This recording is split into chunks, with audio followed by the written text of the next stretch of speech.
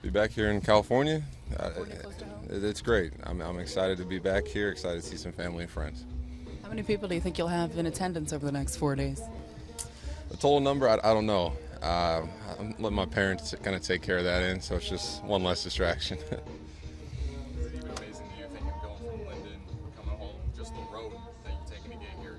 Have you given yourself a chance to look back and think, man, this has been a hell of a ride? Not really. At this time, I've been kind of taking it one day at a time. I haven't really looked back and kind of reflected on it yet, but it's been a journey. A lot of people supporting me and helped me along the way, and a lot of those people are going to be at the games this weekend. So, I'm excited for it. What's it like about the decision to not sign with you when they drafted you in 2010? You decided to go to school. How has that decision impacted you to this point and allowed you to become the player you are now? Yeah, out of high school, I just didn't think I was mature enough, as a person, as a player, to get into professional baseball. And I think going to college and getting a couple of years under my belt and a couple of years towards my degree and kind of working on my craft, it helped me out. Just helped me as an all-around baseball player and as a person. How did your time at Fresno State help you prepare you for the big leagues?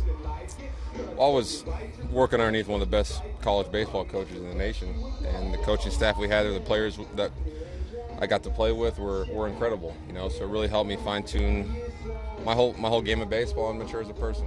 What's it like, Aaron, going from the small town of Linden to the big city lights of New York City and Yankee Stadium? It's different. It's a change, but I enjoy it. I just got to embrace it and just take all the good things with the bad things. But I'm enjoying it all so far. Well, I mean, you got the judges' chambers. I mean, you got people dressing up. I mean, when you go to tell people about that stuff, what's that like? What's the reaction? Well, I usually don't talk about it. I just try to talk about what's happening on the field and what I can control on the field. So all the off-field stuff, I just try to ignore all that and just focus on my game.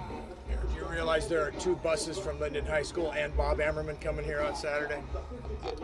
I've been told, but like I said before, I'm just trying to focus on the game and do what I can on the field. And now I'm excited for all the people coming. A lot of people supporting me, and a lot of people supporting me on this journey, and it's going to be fun to play in front of them again. Back to those days, what did he mean to you in very influential time in your life when Bob Ammerman got a hold of you? Coach Ammerman, man, how much time do we got here? He's just, I still talk to him to this day. He watches every game, he watches every at-bat. He'll send me little clips, he'll send me just little tidbits here and there, but I can't thank Coach Ammerman enough. Not only he just really helped me mature as a player. Kind of the middle game is where it all started in high school, is with Bob Ammerman.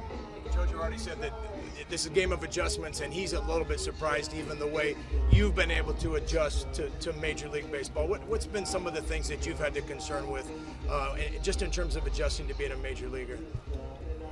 Well, just the adjustments from last year to this year was just working on my approach. Last year, strike one, I'm thinking about the first pitch that I missed, and all of a sudden I go up there again, and all of a sudden the second pitch is going by me. Now I'm thinking about the past 2 pitches I missed, and all of a sudden before you know it, I'm walking back to the dugout after a strikeout. And this year, I'm just trying to slow everything down and take it one pitch at a time. So if I go up there and miss the first pitch, it's 0-1, hey, shake it off, learn from that pitch, step back in the box, and get ready for the next one. How much has your approach changed since you were at Biden Field to now? What things have you done differently? There's a couple tweaks here and there, but that's kind of what every baseball player does. It's a game of adjustments. But there's still majority of my approach that I had at Fresno I still have with me today. But it's just certain changes I make depending on the pitcher, depending on the situation that I'm doing now. Fresno State has a lot of alumni right now. You, Paul George, Derek Carr, really doing big things. What's it like to represent your school on the national stage? It's incredible. It's an honor. I'm proud to be a former Bulldog, and like you said, those guys like Derek Carr. It's all of us. We're just a big family. Bulldog born, Bulldog bred. Aaron, what do you remember When you put up here in the middle of June, was that even a little surprising to yourself where you're at? Batting average, home runs, RBIs, hits. Surprising? Yeah, you just never know. How the year's gonna kind of turn out for you. You can put all the work in the off season, all the work in spring training, but you never know how the year's gonna go. You just gotta trust the process, and hopefully there'll be more good times than bad times. What do you remember about when the Yankees invited you here shortly after the draft, coming on the field, meeting the team? just how nice everybody was. A lot of the guys that were in that clubhouse, Mariano Rivera, Robinson Cano, Andy Pettit, those are guys that I grew up watching. And also now they're coming up to me saying, hey, my name's Andy. Great to meet you, Aaron. Like, Andy, I know who you are. Like, it was just pretty surreal that those guys were coming to me, introducing themselves. It just showed you what kind of class act guys they were.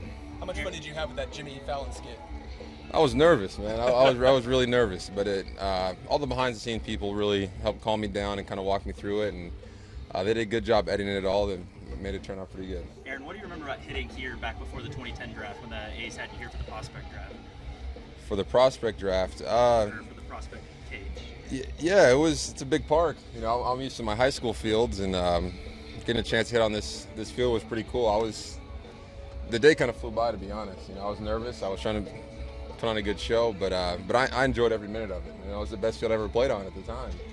What about in terms of homers? Did you put anything that you remember out here that kind of you still think about now that you're back here? Like I said, it went by pretty quick, so I wasn't really trying to look at my homers when I was hitting them. I was just trying to hit them and just kind of get through it. The A's brought up one of their prospects, Matt Chapman, highly touted. Do you have any advice for him? What would you say to him about going up to the Knicks? What was his name again? Matt Chapman. Just enjoy it. Enjoy every moment. And especially right now, enjoy the ups with the downs. It's baseball. You're going to have those days where things don't go your way, and you're going to have those days where everything's going your way. But just enjoy every moment of it and have fun. If people have never been to Linden in their lives, how do you describe that town? It's just a close-knit community. Everywhere you go, you see somebody that you know on the corner, and that was the cool thing about growing up there is I knew everybody. Everybody was my friend, and everybody's looking out for each other, and no better place to grow up. How many did you hit on Highway 26? Just a couple. No, it was... Man. You could have played a lot of sports, Aaron. Why'd you choose baseball? Just fell in love with it at a young age. Just kind of the game within the game is kind of what intrigued me about baseball, and a lot of little things that people don't see. It's just like a little chess match between the pitcher and the batter that excites me. It's fun. That's part of the game, and I just always loved it as a kid. Can you share with how you were recruited to Fresno State, how that went with Coach Ware? Coach Ware came out to a couple games in high school. He saw me at a couple little showcases and stuff like that. But it really happened when I actually came to a little, showcase or tryout at Fresno State. They got a chance to see me, and after I took BP, hit a couple rounds, I think I threw a couple innings in a game, and all of a sudden they called me right down and offered me a scholarship that day. So it was it happened fast. Easy to say.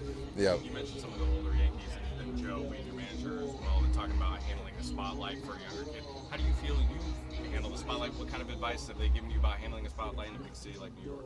Well, they prepare us for it right after you get drafted. We got media training. They prepare us pretty well, So for me, the biggest thing is just handling the media. It's just like having a conversation. You're just talking with people. People are asking you questions, and I'm kind of getting used to it right now. Your last name is easy to market. Do you enjoy all the plays on words, the judges' chambers? Sugar Bear at Fresno State used to have the hear ye. Do you enjoy all that? For the most part, I don't think about it. I got a job to do on the field, but of some of the ones I hear, they're pretty good. People got some. They're pretty creative with it. A couple more, guys. Aaron, Couple more. What does it mean to be from Linden? What does it mean to be from Linden?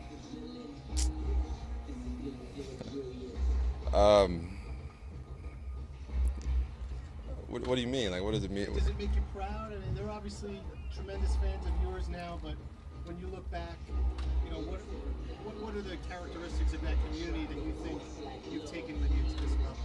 Just like I said earlier, everyone's a family there.